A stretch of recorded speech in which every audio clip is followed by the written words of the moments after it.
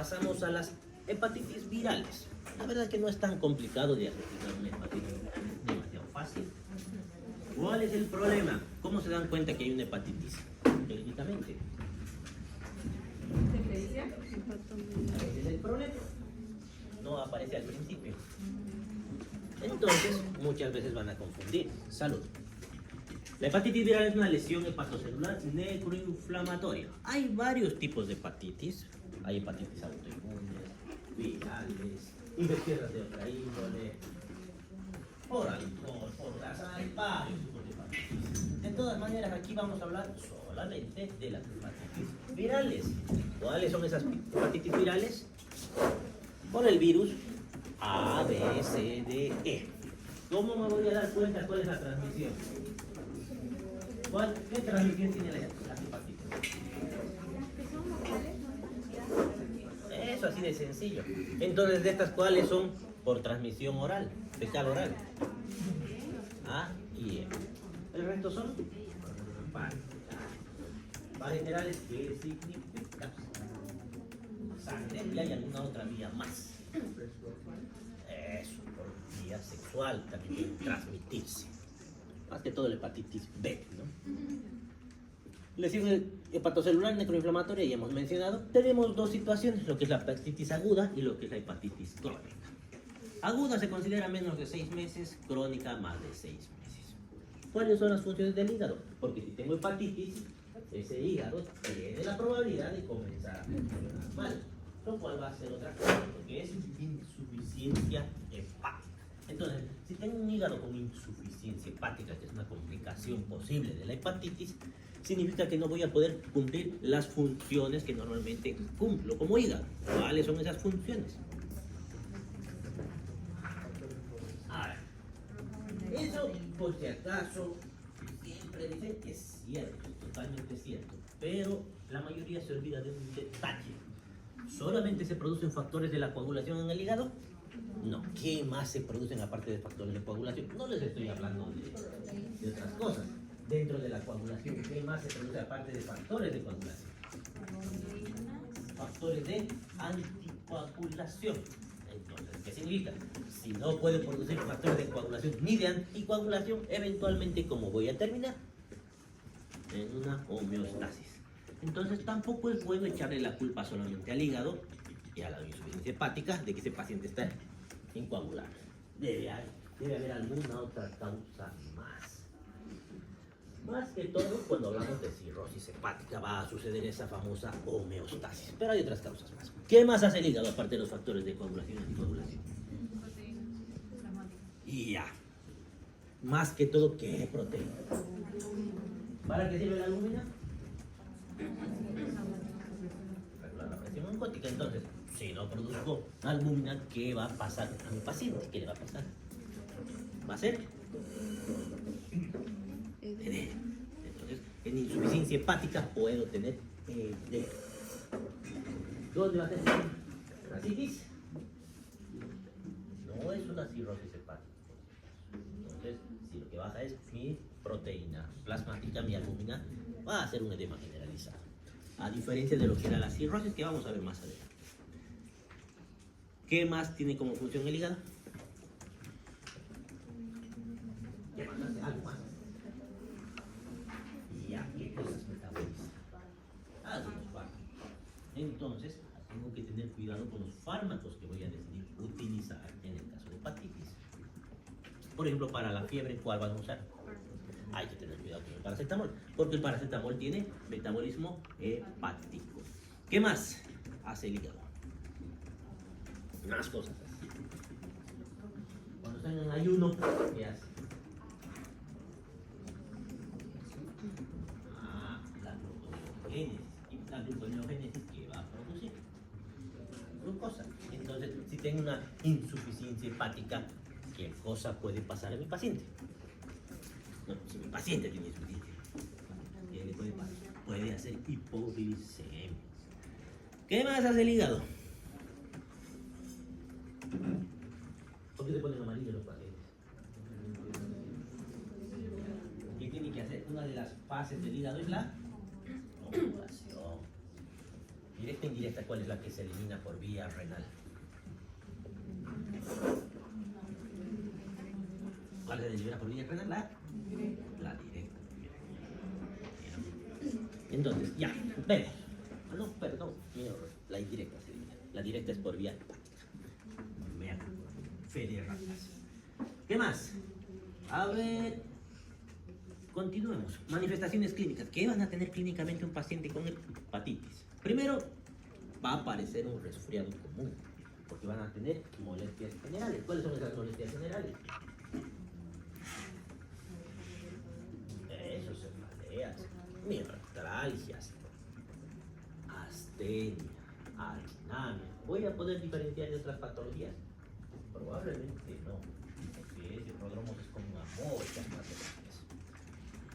Entonces aquí dice, hay un síndrome pseudogripal.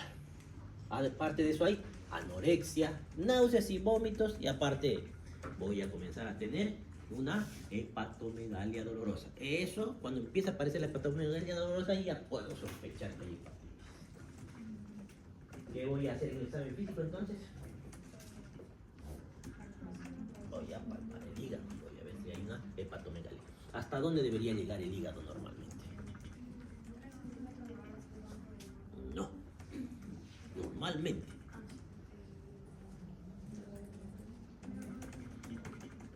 El reborde costal, cada milímetro debajo del reborde costal, ya es hepatomegalia. Entonces, si encuentran el hígado, por eso describen entre 3 centímetros debajo del reborde costal, porque ya están mencionando una hepatomegalia. Y es dolorosa. ¿El hígado duele o no duele?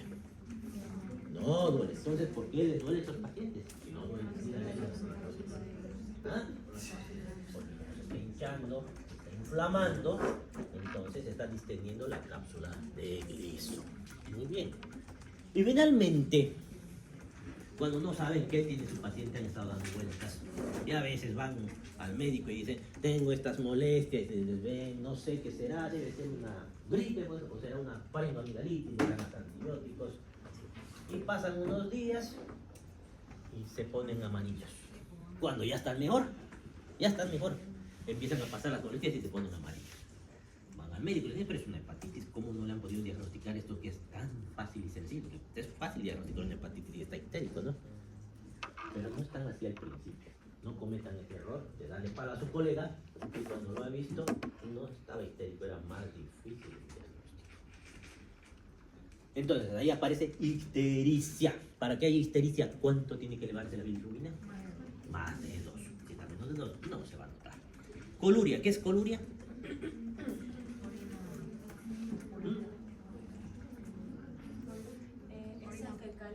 Coluria. Primero coluria.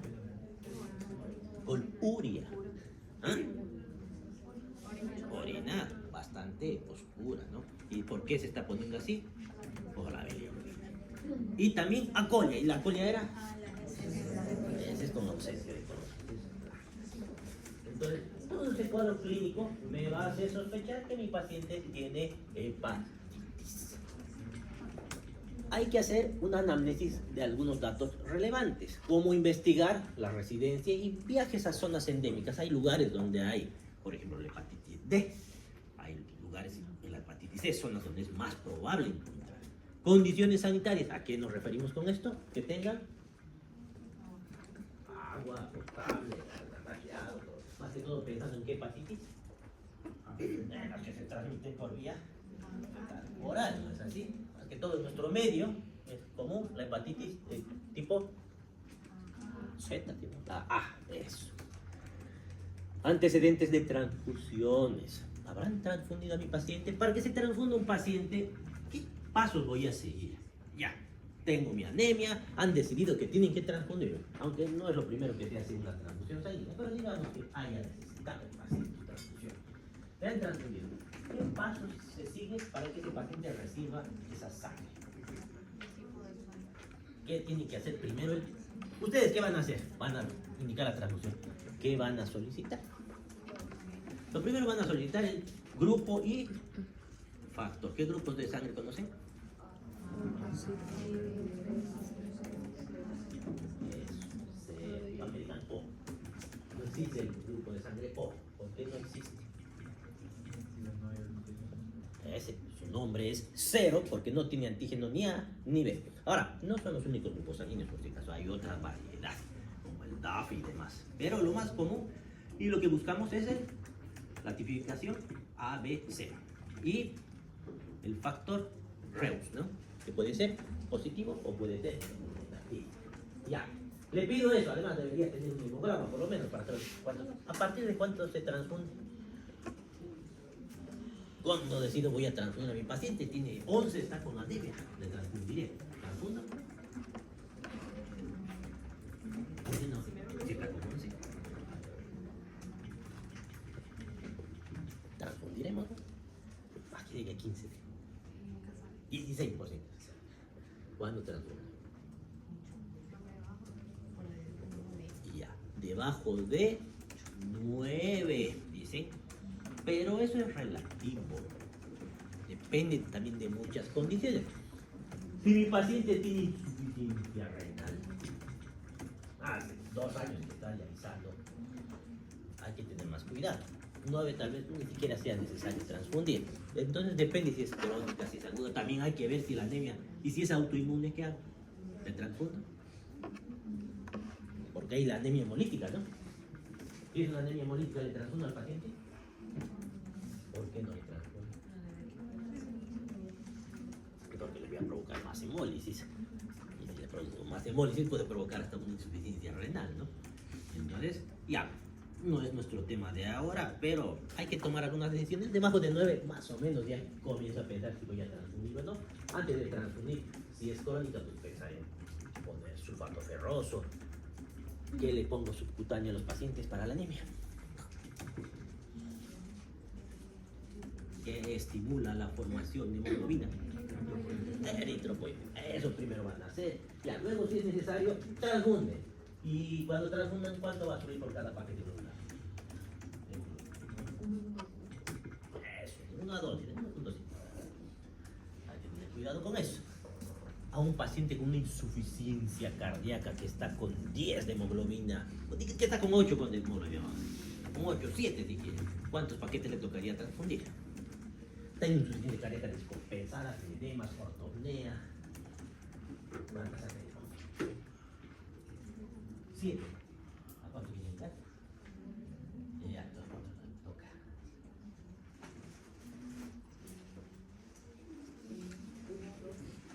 Cada paquete sube 1.5. ¿Y cuánto le quiere estar por lo menos? Entonces, ¿cuánto le tocaría? Van a tener cuidado. Hay que siempre, no se acuerden de los protocolos a rajatabla. Usen su cabecita, su cerebro. Si está con insuficiencia cardíaca descompensada y está con sobrecarga de volumen, ¿qué pasa si le pongo 2 paquetes de directo de salud del pulmón, ¿no? Con calma. Paquete con calma, escuchando. ¿Y cómo me doy cuenta si está sobrecargando el paciente? Está peor con mi transfusión. Le pregunto, ¿cómo se siente? No, entonces, ¿qué hago? A través de mi semiología, ¿cómo sé que se está sobrecargando? Que es mucho líquido lo que le estoy poniendo.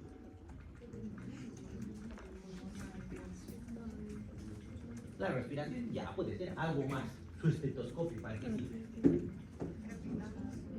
¿Ah? No va a pagar nada en su corazón. Ya tengo que escuchar cómo se hizo sobrecarga. Ya hay la insuficiencia cardíaca izquierda que aparece. Crépitos, no estertores. ¿Qué eran los estertores? Ya se están olvidando y hemos pasado recién las 2 meses. Bueno, con la vacación 3 meses. ¿Qué eran los estertores? ¿En dónde o qué? ¿Qué son y dónde son? ¿Cómo ruido del pulmón? Una cosa que se escucha por ahí. Nada de burbuja aquí. ¿Quiénes son las burbujas? Pero ¿y qué suenan las burbujas? ¿Qué se llaman las burbujas? ¿Lo escuchan ahí? Crépitos. Crépitos. ¿Y dónde busco los crépitos en un paciente que se está sobrecargando? Aquí. Ah, en las bases, ¿no? Superiores por gravedad, ¿no? Entonces, siempre que tengan esa situación o insuficiencia renal que está en anuria, lo mismo. Escuchen sus campos pulmonares inferiores. Si si aumentan los crépitos, pues paren la transfusión o háganla más lenta, pónganle libre, no sé, si tengan mucha, pues bajen más. Siempre con cuidado. Ya, volvamos a nuestra transfusión. ¿Qué cuidado más tengo que tener? Volviendo a lo que es la hepatitis. Ya sé que es grupo A positivo. Sí, listo, pues, ¿qué voy a buscar? Sangrita A positivo. ¿Y qué sangre le van a dar? Van a ir a buscar al banco de sangre, le van a poner de un donante así, sangre A positivo, ya vamos, la llevo, le sacan su sangre y se la ponen al otro, o no, ¿qué hacen? ¿A ella qué le van a pedir? Examen. Su factor le van a pedir para ver si es, ya, esa, le hemos creído. Aunque le diga el paciente soy A positivo, no le vamos a creer, le vamos a pedir su tipificación. Y es más, le va a volver a hacer tipificación el de la unidad de transfusión, ahí en la cama del paciente. Pero ya olvidémonos de eso. ¿Qué más le van a pedir a la doctora para transfundir a su familiar o a su amiga que está con anemia? ¿Examen? ¿Examen de qué? De sangre. ¿Qué le van a pedir a esa? Bueno, primero que no esté en anemia también, ¿no? ¿Cuáles piden normalmente? VIH y... Hepatitis. Eso. ¿Cuál hepatitis? Eso. Entonces, teóricamente, ¿por qué tendrían que infectarse? Si lo estoy pidiendo, no tengo transfusión, entonces está por demás. No es 100% eficaz. Las pruebas serológicas hay falsos negativos. A pesar de que haya salido negativo, puede tener hepatitis y puede contagiarse de hepatitis. Por eso se llama antecedentes transfusionales. Hay accidentes de transfusión. Entonces, no está exento ese paciente. Apenas ha recibido una transfusión, existe la probabilidad de que vaya a tener hepatitis. Por eso hay que preguntar. Drogadicción. Bueno, ese es peor todavía. Drogadicción, porque los drogadictos no suelen ser no están en sus 5 sentidos. Entonces, no guardan la bioseguridad, hasta comparten jeringas o jeringas de la basura levantan para administrar. Yo tenía una paciente que buscaba jeringas del basurero y se iba al baño a inyectar jabón, creo que sí estaba. Porque era adicta a los analgésicos y como no conseguía los analgésicos, le robaba a los pacientes a veces nalbufines. Cuando no encontraba se ponía jabón. Pero lo que sea, una insuficiencia renal. No la vamos a usar, era una niña básicamente, que se volvió adicta a los analgésicos precisamente porque tenía una insuficiencia renal, tenía una poliquistosis, le sacaron los riñones y entonces ese tipo de problemas hicieron que el mal uso de los analgésicos termine con adicción. Así que no juzgamos eso. Pero siempre hay que tener cuidado, ¿no? De que esto pueda suceder. Los drogadictos siempre hay que tener cuidado de la hepatitis B y el VIH, ¿no? Hábitos sexuales, bueno, ya no vamos a entrar mucho en detalle, ya saben por qué. También hay transfusión por transfusión sexual. Tatuajes, lo mismo. Teóricamente con un tatuaje deberían contagiarse de hepatitis. Pero una aguja se supone que es estéril, ¿no? Es un poco. Peor si estoy en la calle, ¿no? ¿Qué cosa me irán a tatuar? Por eso no tengan tatuajes, ni uno. Probablemente no pase nada, pero se están poniendo en riesgo sin motivo. Cirugías, hemodiálisis y vacunación. Hay que preguntar si están vacunados. ¿Ustedes tienen una vacuna para la hepatitis B, ahora que me acuerdo? Ya están todos con sus vacunas completas de hepatitis. Pero no están llegando para vender. Pero no estarán llegando hoy día, ¿no? Pero ya hace un año. Están estudiando medicina, se supone que tienen que cuidarse. Cuidado, lleguen al internado sin vacunas. Es muy fácil de contagiarse la hepatitis B. Es mucho más fácil que el VIH. En accidente, que se pinchen con la jeringa de un paciente con VIH, es mínima su probabilidad, pero existe. Con hepatitis B es muchísimo más alta la probabilidad de contagio. El VIH tiene el problema de que no se puede curar. ¿Qué vamos a pedir ahora? Ya estamos sospechando que tiene hepatitis. ¿Cuál es nuestro siguiente paso? Pedir laboratorios. Y ahí voy a ver aumento de las transaminasas, la LT a la ST. ¿Por qué? Estas aumentan por destrucción de los hepatocitos. Como están inflamados, empiezan a destruirse y empiezan a liberar su contenido al torrente sanguíneo. Y ahí encuentro elevación marcada. No digo que suba a 40, 50, no, aparecen 200. Gran elevación de ALT a ST. Va a haber también una hiperbilirubinemia que va a ser variable según el estadio y el tipo de hepatitis. Fosfatasa alcalina suele estar normal o ligeramente aumentada, pero como diagnóstico diferencial. Y prolongación del tiempo de protrombina. El tiempo de protrombina está determinado por los factores de la coagulación hepática. Ahora, si yo encuentro un aumento, una prolongación del tiempo de protrombina, es de muy mal pronóstico. Estamos hablando de una insuficiencia hepática fulminante. Pasamos a desglosar uno por uno a grandes rasgos. No vamos a entrar mucho, si no nunca vamos a acabar. La hepatitis A tiene una transmisión fecal-oral, o sea, por el agua y los alimentos. Incubación de 15 a 45 días. El cuadro siempre es autolimitado, no cronifica. Entonces, tienen hepatitis A, van a estar medio agripados unos días, con algunas molestias, luego tubo de hepatomegalia, se volverán histéricos y van a resolver los cuadros. Va a autolimitar, significa que no va a pasar nada. Hepatitis B, transmisión parenteral, sexual y vertical. ¿Qué es transmisión vertical? Eso. Incubación de 1 a 6 meses puede cronificar. El peligro es este, que cronifique. Y si cronifica, pues va a terminar en un carcinoma hepatocelular. Es la probabilidad de que termine en carcinoma hepatocelular. También hay riesgo de cirrosis hepática. Una de las causas de cirrosis hepática es la hepatitis B. Hepatitis C, transmisión parenteral en el 85% de las situaciones, el resto será pues sexual, tatuajes y demás.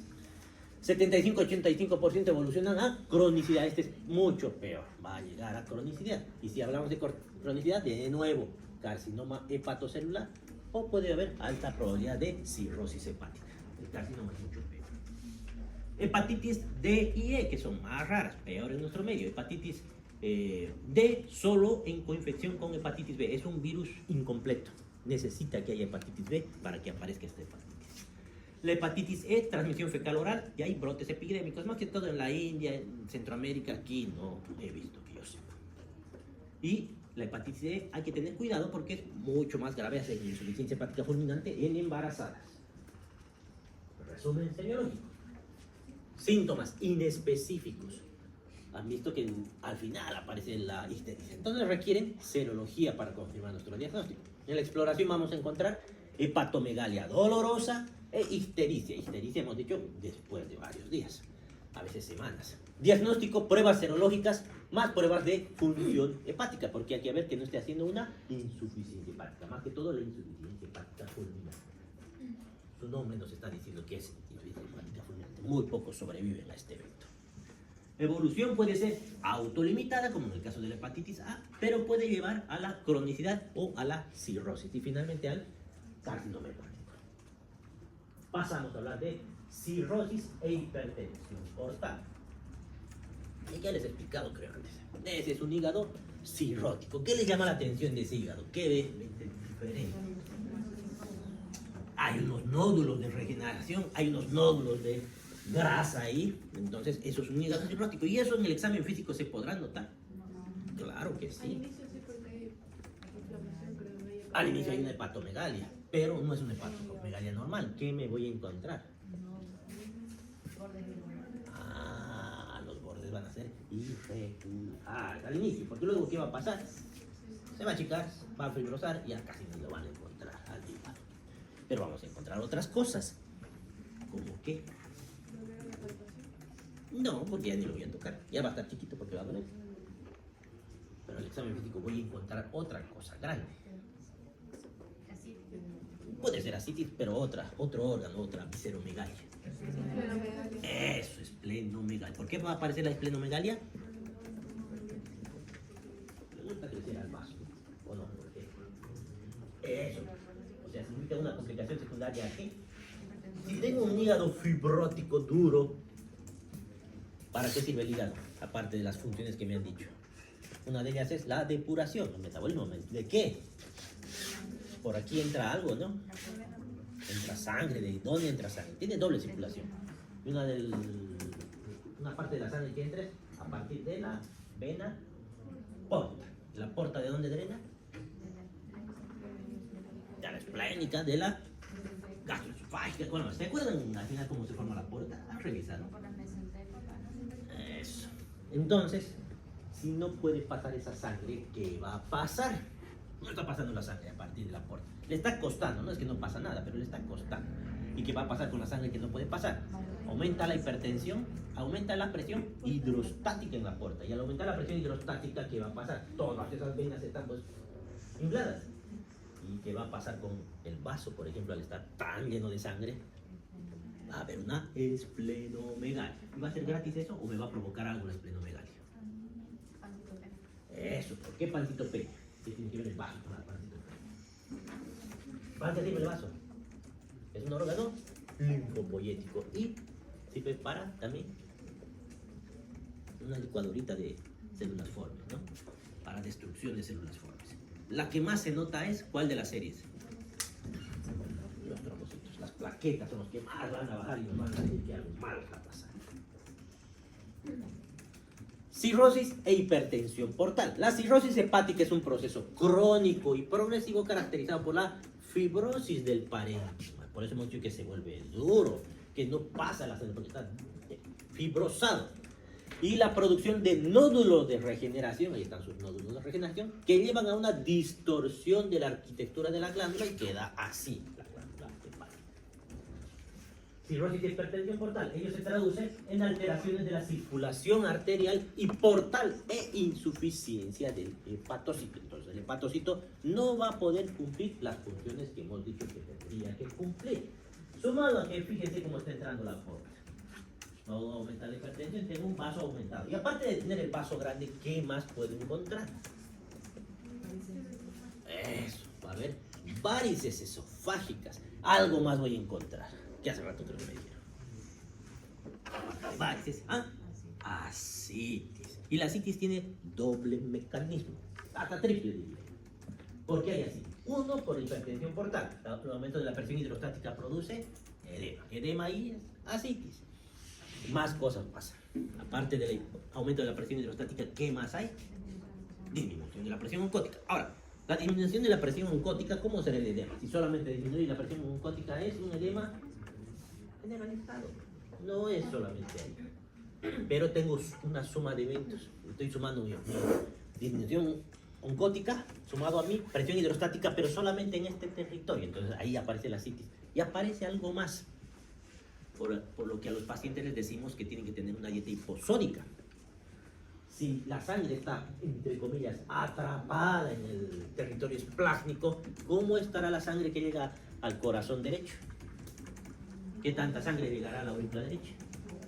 Poca, ¿no? Menos la que debería llegar. Y si llega poca sangre, ¿cuánta sangre llegará al corazón izquierdo?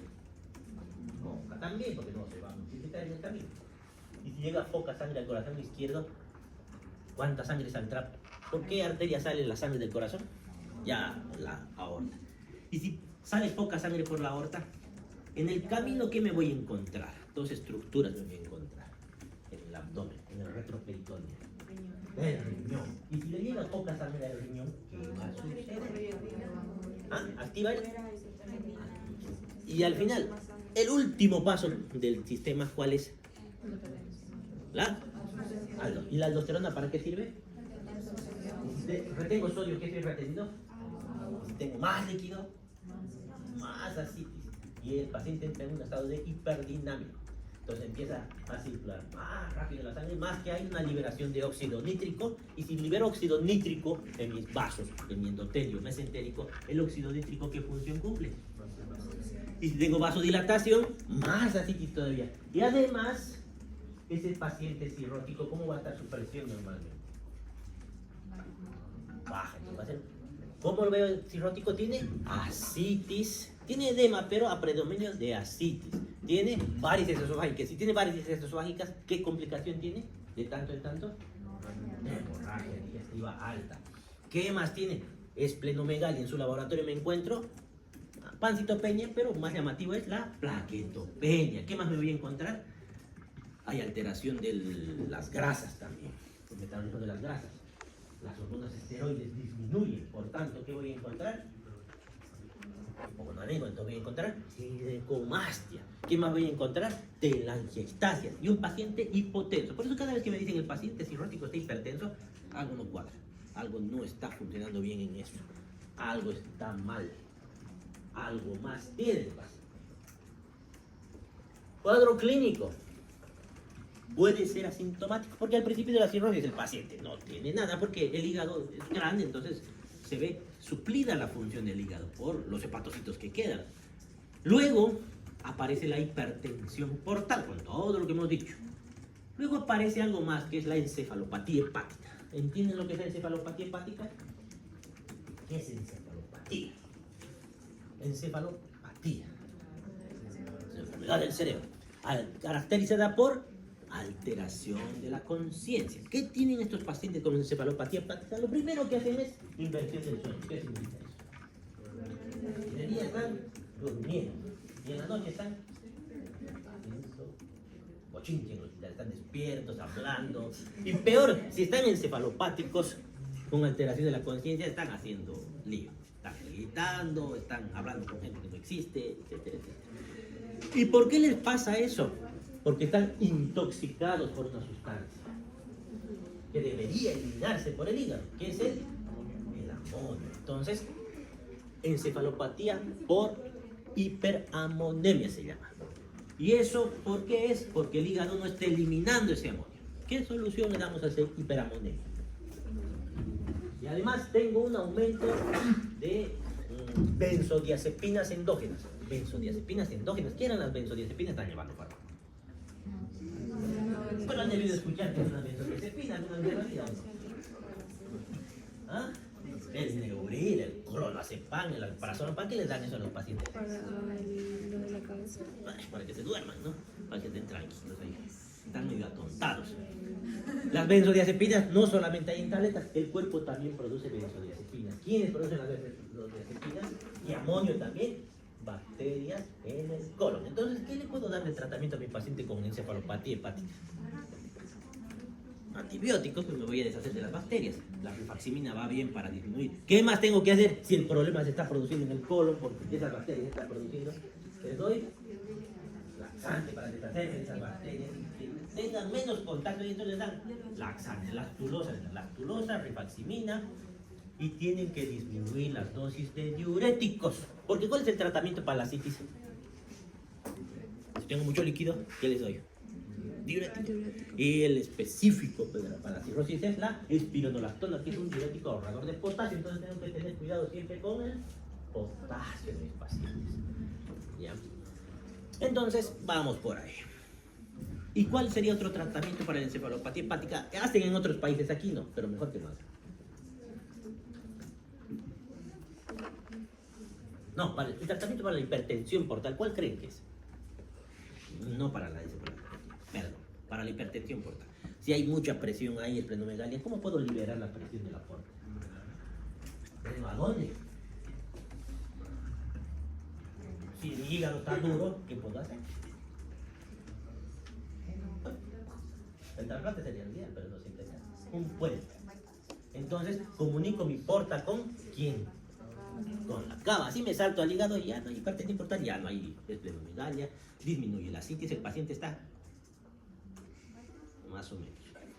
Porque si se salta al hígado, ¿qué va a pasar? Con el amonio. Con el cerebrito.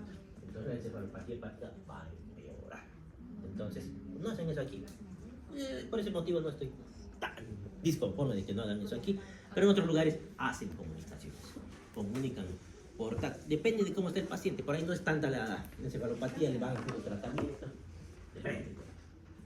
Insuficiencia hepática. Ya cuando entran en insuficiencia hepática, todo lo que he mencionado va a suceder. Clasificación. Cirrosis alcohólica. Entonces, el consumo de alcohol aumenta la probabilidad de cirrosis. Aumenta.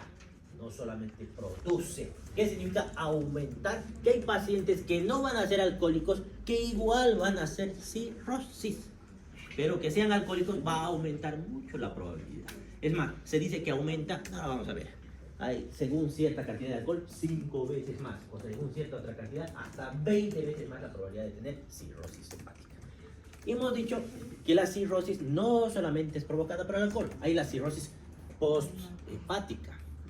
La cirrosis posthepática sería, por ejemplo, insuficiencia cardíaca. Hígado graso no alcohólico en pacientes diabéticos, en pacientes obesos. Enfermedades autoinmunes, la hepatitis autoinmune, por ejemplo. enfermedades metabólico-genéticas, como la enfermedad de Gilbert y demás. Cirrosis alcohólica. Luego de una intensa y prolongada ingestión de alcohol, se desarrolla el hígado graso. Este puede progresar a una hepatitis alcohólica. Y si continúa la noxa, esa hepatitis alcohólica va a terminar en cirrosis hepática. Cirrosis alcohólica. ¿Cuánto de alcohol? La necesaria para producir cirrosis está en el rango de 80 gramos diarios de etanol durante 20 años. ¿Qué significa eso? ¿Cuántas copitas de años? Es más frecuente en damas y en personas con desnutrición. ¿Por qué en damas es más frecuente? Si son alcohólicas las mujeres, es mucho más probable que tengan cirrosis. ¿Por qué? Arriba del patriarcado. No hay patriarcado. ¿Qué tienen de diferente las mujeres? Más propensas a no metabolizar la grasa. Y el alcohol. Las mujeres tienen un problema, se emborrachan más rápido y segundo, tienen más grasa en el cuerpo, es natural. Y el alcohol se guarda en la grasa. Es algo también hay que tener en mente en los pacientes que van a anestesiar en los productos químicos, porque los anestésicos igual se guardan en la grasa y se liberan más lentamente. Entonces están ebrias más tiempo y por tanto están haciendo daño al hígado por más tiempo, porque les falta la... no me acuerdo su nombre exactamente, la alcohol deshidrogenasa, algo así, alcoholasa, pero creo que no es alcohol. Las personas con sobrepeso pasaría lo mismo. Igual, pasa lo mismo. Personas con sobrepeso, al anestesiar hay que tener cuidado porque las dosis de anestésicos hacen que despierten con más dificultad. Las personas con sobrepeso tienen varios problemas de muchos tipos y este es uno de ellos. ¿Qué más? Aquí está igual, ya que no sabíamos cuánto eran 80 gramos, vamos allá a ver. De 1 a 2 años, 6 cervezas, 330 ml a 5%, son suficientes para provocar cirrosis. Con 6 cervezas estamos hablando al día. No, porque ahorita te van a asustar más. 5 o 6 copas de vino al día o 7 tragos de whisky ron vodka al día de vasos de 40 ml. Y si lo hacen durante 20 años, ahora sí te van a asustar. 2 cervezas al día, 2 copas. ¿Qué le dicen a mis pacientes con hipotensión? Tómense 2 copas de vino, 20 años, van a tener cirrosis. Eso ya no se dice. Eso se decía antes. Antes hacían cosas bien locas en medicina. Ya no se les dice eso a los pacientes. 2 o 3 tragos destilados. No es gran cosa si se dan cuenta, pero estamos hablando de 20 años. Igual. Peor en nuestros medios. En Bolivia, donde a todo le ponen alcohol. Hasta el pique que no tiene alcohol. Cirrosis posthepática. La hepatitis crónica por virus B y C. Ya, hablen de sus epopeyas del alcohol más tarde. El virus produce distorsión de la arquitectura lobular y produce la cirrosis posthepática. Cirrosis biliar es la fibrosis nodular que aparece en la colestasis. ¿Qué es colestasis? ¿Estasis qué es? Entonces, colestasis, que la bilis no se está moviendo. ¿Por qué no se está moviendo? Porque debe haber alguna obstrucción de algún tipo. Hay 2 tipos, la cirrosis biliar primaria y la cirrosis biliar secundaria. Cirrosis biliar primaria es una enfermedad inmunitaria que se caracteriza por destrucción de los conductos biliares intrahepáticos y la presencia de anticuerpos antimitocondriales. Cirrosis biliar secundaria se produce por obstrucción crónica de las vías biliares, la cual puede ser intrahepática o extrahepática. Manifestaciones clínicas de la cirrosis. La cirrosis clínica tenemos algunos de los síntomas. Existe lo que es la cirrosis compensada, igual que la insuficiencia cardíaca compensada y descompensada, aquí igual hay. Cirrosis compensada generalmente es asintomática, pero pueden aparecer algunos síntomas inespecíficos como astenia, anemia, anorexia, malestar en el hipocondrio derecho, bradipsiquia. ¿Qué es bradipsiquia? Lo que algunos tienen en su examen. ¿Qué es bradipsiquia? Pensamiento, Lentitud de pensamiento. Y así como piensan lentamente, hablan lentamente. Mal. ¿Qué más? Disfunción eréctil. Y diátesis hemorrágica. ¿Qué es la diátesis hemorrágica? Diátesis hemorrágica, ¿qué era?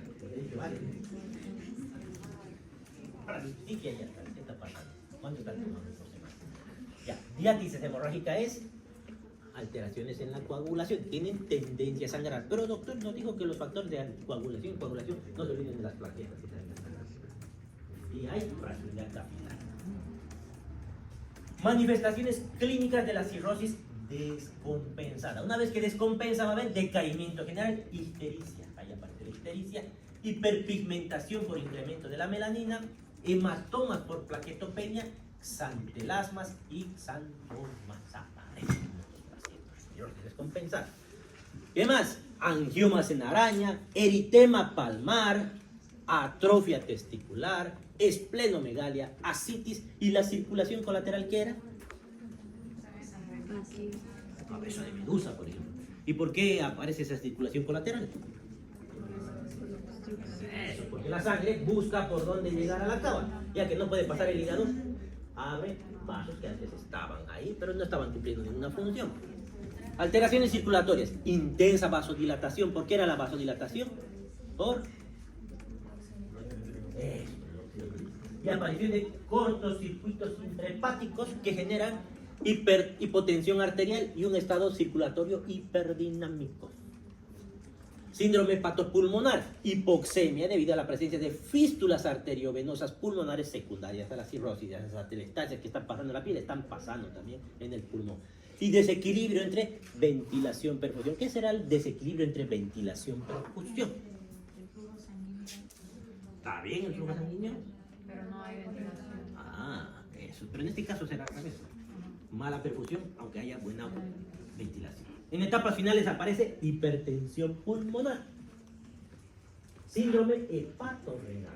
Síndrome hepatorrenal es una insuficiencia renal funcional sin daño estructural que se caracteriza por aumento de la creatinina sin aumento de la urea. ¿Y por qué no aumenta la urea? Por la incapacidad del hígado para formarla a partir del amoníaco. Porque por eso empieza la hiperamonemia. En vez de convertir mi amonio en urea, pues se va estancando ahí.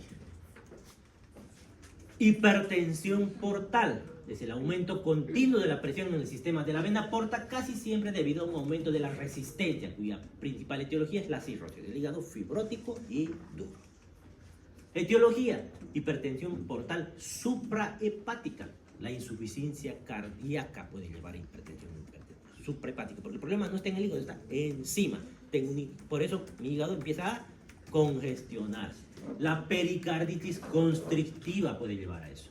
La trombosis de las venas suprahepáticas, a eso se llama el síndrome de Buch-Chiari, pregunta de examen. Otra pregunta de examen. Buch.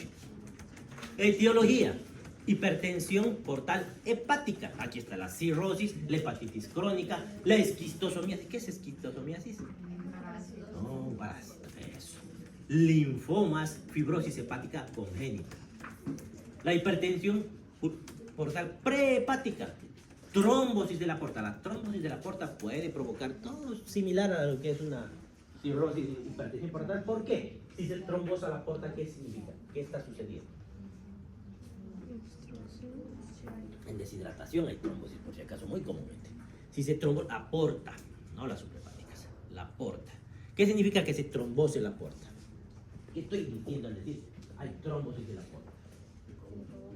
¿Qué se ha coagulado? La porta. Entonces, si se coagula la porta, la luz de la porta, ¿qué va a pasar? Va a disminuir. Por tanto, la sangre no va a poder pasar. Como si hubiera una cirrosis aunque no la haya. Entonces, ¿qué va a suceder? Hipertensión portal. Compresión extrínseca, como una masa, un tumor que está creciendo y apretando esa porta. O una invasión tumoral, finalmente. Cuadro clínico: la circulación venosa colateral va a aparecer. Esa circulación venosa colateral, como consecuencia de la hipertensión portal, se abren vasos normalmente colapsados para desviar la sangre al sistema venoso central sin pasar por el hígado. Y por tanto, si esa sangre no pasa con el hígado, hay aumento de probabilidad de encefalopatía por amonio. Cuadro clínico: aparece hemorroides internas, varices esofágicas, circulación colateral en cabeza de medusa, que es umbilical. Ascitis es la acumulación de líquido en la cavidad abdominal generada por hipertensión portal, que ya hemos explicado, es un trasudar. Su causa es la secreción de linfa y la vasodilatación, que es plástica. Ascitis. En el riñón se activa el sistema renina-angiotensina produciendo hiperaldosteronismo secundario con aumento de la reabsorción tubular de sodio y agua. Y por tanto a los pacientes les decimos que consuman menos sodio, menos sal. Esplenomegalia, un agrandamiento del vaso que se produce por hiperesplenismo, que se traduce como una pancitopenia en sangre periférica. Aquí se ve, parece, digamos. Pasamos a los síndromes pancreáticos. Pancreatitis aguda es un proceso inflamatorio agudo que resulta de la liberación y activación de las enzimas pancreáticas dentro de la propia glándula. Entonces, las enzimas pancreáticas, ¿para qué sirven?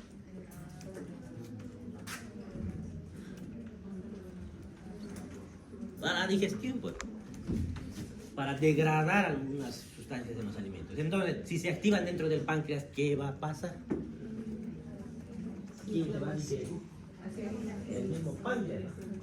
Y ahí pueden haber sangrado, necrosis, pancreatitis necrohemorrágica, que puede comprometer órganos vecinos y difusiones sistémicas. No solamente provoca alteración pancreática, puede aparecer el derrame pleural, puede aparecer neumonías. ¿Qué más puede aparecer con la pancreatitis? SIRS. ¿Qué era SIRS? Hemos llevado que es SIRS. SIRS. Por llevar un cuadrito, ¿no? Si pasa esto y esto, hace esto. Síndrome respuesta inflamatoria sistémica, es el SIRS, ¿no? Eso. Etiología: trauma directo en abdomen puede provocar una pancreatitis, litiasis biliar, ingestión crónica de alcohol, triglicéridos mayores a 1000 miligramos por decilitro, hipercalcemia, fármacos como la cetopenia. Todos estos pueden producir. Pero, ¿cuáles son los más comunes? ¿Cuáles son las dos causas más comunes de pancreatitis? Las dos. Eso, litiasis vesicular. Que un lito se salga de ahí y llega a obstruir el esfínter de Oddi. Y así el Wirsung no puede drenar y entonces va a haber pancreatitis. Y la otra causa común, que les preguntan a los pacientes de anamnesis, eso, el alcoholismo. Esas dos cosas son las causas más frecuentes de pancreatitis. Por tanto, si están sospechando pancreatitis, están obligados a preguntar esas dos. Etiología: infecciones virales por parotiditis, rubéola, el HIV puede provocar también pancreatitis, la tuberculosis, común en nuestro medio, pero la verdad que nunca he visto tuberculosis por pancreatitis. Ascaridiasis. ¿Por qué la ascaridiasis? ¿Qué es la ascaridiasis? ¿Qué tiene que ver eso con el páncreas? ¿Y por qué van a obstruir? ¿Dónde están los ascaridiasis? ¿Y qué tiene que ver ahí con el páncreas? ¿Porque les gusta el páncreas? ¿Les gusta ser digeridos o por qué? Hay que tener cuidado en las desparasitaciones que pueden provocar esto. Si son demasiados, pueden migrar, escapar donde puedan y ahí alguno se mete algo. Enfermedades del tejido conectivo, como el lupus eritematoso y la sarcoidosis. La sarcoidosis es una enfermedad similar a la tuberculosis, pero no es infecciosa. Hay unos gránulos igual. Manifestaciones clínicas: dolor intenso, grave, postrante. Ojo, con pancreatitis a los pacientes les duele tanto, no quieren moverse de la cama, están quietos. Postrante: se presenta en el epigastrio, irradiado en forma de cinturón. Duele aquí y generalmente se quejan de que duele aquí alrededor. Dolor en cinturón. Y se extiende hasta el dorso. Coincide con una ingesta copiosa de grasa o exceso de alcohol. ¿Por qué? Porque estamos pensando en cálculos biliares o en alcoholismo. Manifestaciones clínicas, náuseas, vómitos. Si no está con náuseas y vómitos, duden que sea una pancreatitis. Suele ser copioso y no alivia con el dolor. Entonces, náuseas, vómitos, les duele. Y a pesar de que vomitan, no suele pasar el dolor. Ilio paralítico regional y distensión abdominal. ¿Por qué? Porque como está inflamado, las asas también a su alrededor comienzan a inflamar. Y si se inflaman las asas intestinales, pues disminuyen su peristaltismo. Y a veces hasta hacen un plastrón alrededor del páncreas. Los signos de Halsted-Cullen y Gray-Turner. ¿Cuáles eran esos signos? Eso, ¿equimos de dónde? Eso, ¿y dónde más? ¿Por qué hay ese sangrado ahí? Si el páncreas está lejos. Y esa hemorragia, ¿cómo llega hasta ahí? No es posible. Por las fascias. Se mueven por las fascias y por él. Y en el ombligo, ¿cómo llega al ombligo? Por el ligamento redondo y algunos otros ligamentos. Y falla multiorgánica, finalmente secundaria a la 6.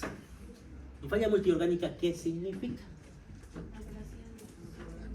Insuficiencia renal, insuficiencia respiratoria. Pueden entrar también en insuficiencia cardíaca, ya están en insuficiencia hepática, todo está en insuficiencia, pues eso es falla multiorgánica. Salud. Pancreatitis crónica. Se caracteriza por reemplazo de las células acinales por tejido fibroso, con focos de inflamación, edema, necrosis, metaplasia y dilatación del sistema ductal.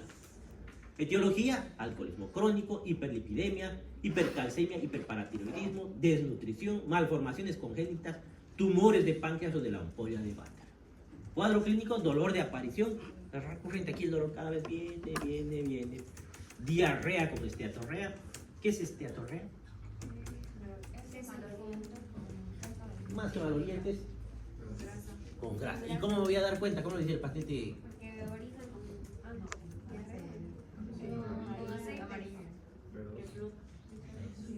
Flota, la grasa flota. Está flotando. Eso es esteatorrea. ¿Qué más?